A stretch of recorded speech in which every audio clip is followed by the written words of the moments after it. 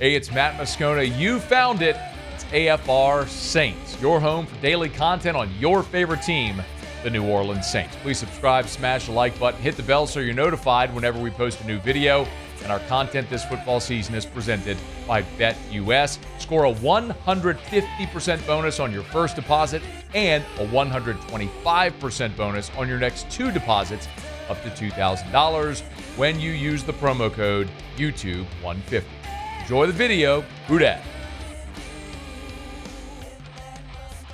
James Hurst, former New Orleans Saint, good to join us for a couple minutes here. Hey, man, thanks for the time as always. How are you? Absolutely, doing great. Glad to be on. Would you want there to be an NHL team in New Orleans? I think it would be a pretty interesting dynamic. Like you said, nobody showed up. I think, unfortunately, that would be my guess as well. Ooh, I mean, I'd love the opportunity to see something different, but my goodness, that certainly doesn't seem like that makes a whole lot of economic sense. But that I would assume they know way more than me. Anyway, hey, I'm curious your thoughts. We hadn't had a chance to talk since Kellen Moore was hired. I mean, you're a veteran guy, and if I'm not mistaken, man, you're early 30s, right? What about 33? 33, yep, that's right. You're 33. What would it be like if your head coach in the NFL was 36? It would be very different. It's not something that I experienced. I think you're putting a lot of trust in your players to be able to maintain that sort of respect that a head coach should have instead of a peer-to-peer relationship. This has to be, he's in a superior role and he has to be treated that way and respected that way. So I think you're really trusting your players that the culture in the locker room would be able to handle that similar of an age. You played with the veteran guys, Cam Jordan and Mario Davis, guys like that. Do you think they would handle it well? I do. I definitely do. I feel like this is the way the NFL is moving. There seems to be a youth movement in coaches, and some of them have had a lot of success. So I think it's a good thing. I think the Saints front office, they have to have the confidence that the leaders in that locker room would be able to handle something like that, and that the older veterans on the team would be able to instill that in the young guys so that it's not a 1 or 2 year relationship, but it's something, hopefully that lasts for a decade or more. We'll get right back to the video. Love telling you about our partners over at BetUS, and they've still got that amazing deal. You can get a 150% bonus on your first deposit, 125% on your next two deposits, up to $2,000 when you use the promo code YouTube150. The NFL season's over. Let's look at next year's Super Bowl. It's this easy because futures odds are there. Just go to BetUS. We'll tap football right there. On the drop down, we can check Super Bowl 60. So here's all the odds for teams to win Super Bowl 60 next year. No, I'm not crazy. I'm not wasting my money betting on the New Orleans Saints to win the Super Bowl next year, even though the Saints have plus 15,000 odds. But what is realistic? How about my team that I picked to win it this year that fell short, even though they had a quarterback with an MVP caliber season? The Cincinnati Bengals, plus 1,800, might not get better odds than that. So that means $10 on the Bengals to win next year's Super Bowl would win me $180. That's worth a flyer at $10. We'll confirm it, and just like that, we are locked in at BetUS. Remember, make sure when you sign up, use the promo code YouTube150 to get a 150% bonus on your first deposit, 125% bonus on your next two deposits, up to $2,000. Now enjoy the video. James, you're one of the reasons I like talking to you and guys in your position is when you're so closely removed from the league, you're very familiar with a lot of the players and the coaches. So while you never coached or played for Kellen Moore, you certainly played on teams against him. When you were playing, did you have any opinion of his teams, his offenses, of him at all during your time as a player? I really liked him, to be honest with you. Particularly, I felt like he made a big impact in Dallas. They had some really good seasons offensively there with Dak. Now, they threw the ball, a huge portion of the time. So, in that type of way, you wonder what the offense would look like, because this Super Bowl winning season with the Eagles, they featured Saquon Barkley, and he really was the key reason, I believe, for their success and their Super Bowl win. So, I don't know that I understand what his mantra is, or what he's going to stick to when the game's on the line. I do know that he's coached some very talented quarterbacks, and in the middle of a big quarterback decision, a lot rides on that. So, what is he going to be like developing a young guy?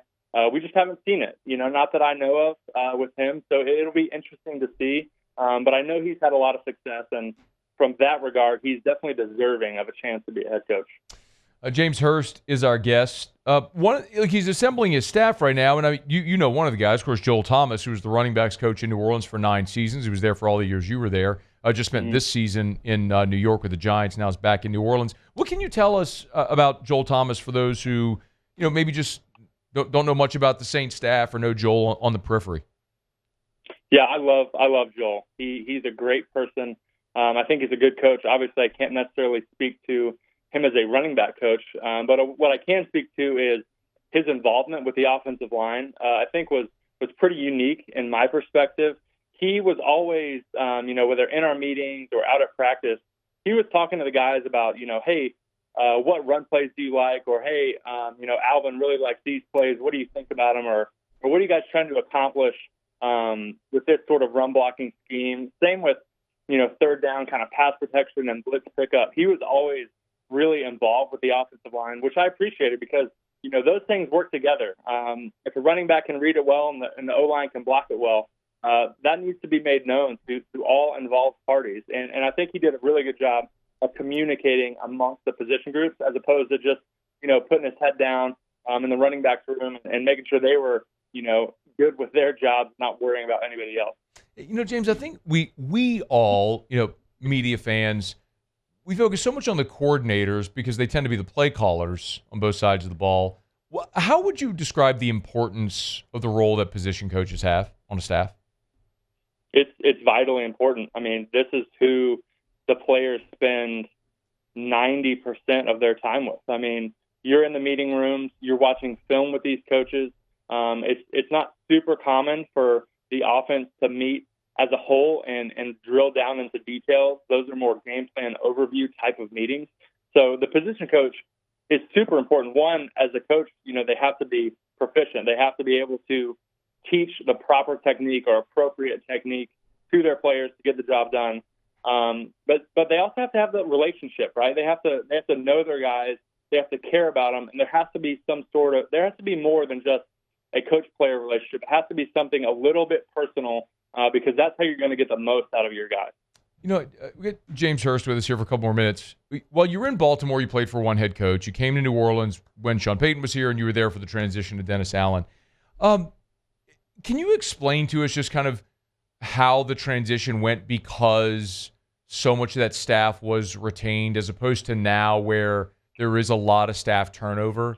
And just maybe the pros or cons of retention versus turnover? Yeah, I'll start with the pros.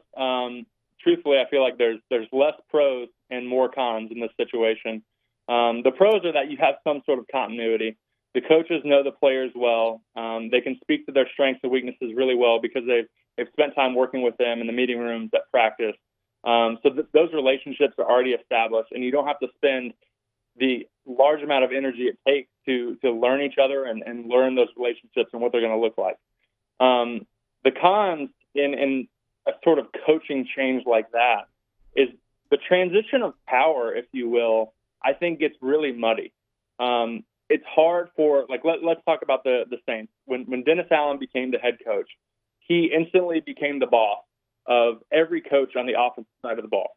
Whereas in the past, the offensive coordinator and defensive coordinator, they were peers in a sense.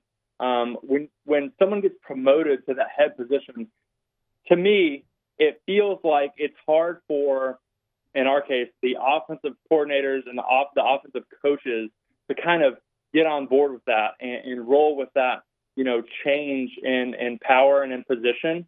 So this is why I think it's much better to go outside the building when hiring a head coach. And this is not just the Saints. I believe this for everybody because it allows everyone to come into the building, allows all these players to come into the building knowing who's in charge, who's my boss, who's their boss, and we can understand the flow of power So that way, when decisions have to be made, it's very clear cut who has the final call. So that's the position room, that's the offensive coaches meetings, that's the defensive coaches meetings, and then that's in the full staff meetings. Look, when they got to make a decision on 4th and 1, hey, are we going for it this week? The head coach makes that call, right, and he sticks with it. So I think it's good for the power dynamics in the building, and I think it makes the players and some of the lower level coaches, it makes their job a little easier because they don't have to wonder about that stuff. It's very clearly laid out for everybody.